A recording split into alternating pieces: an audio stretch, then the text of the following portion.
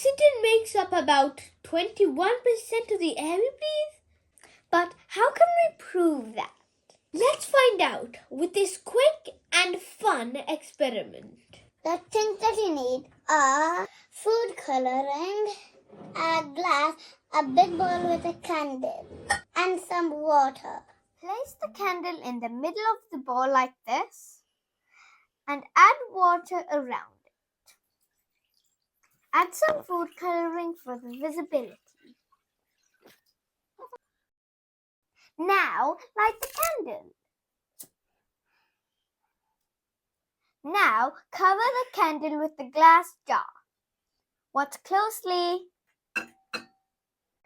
As the candle burns, it uses the oxygen inside the jar. When the oxygen is gone, the flame goes out and the water level rises. This happens because oxygen makes up about 21% of the air.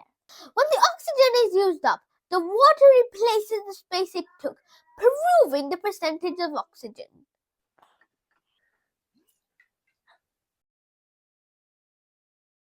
Try this experiment at home and share your results. Isn't this amazing? We hope you enjoyed this video. Thank you. Bye-bye.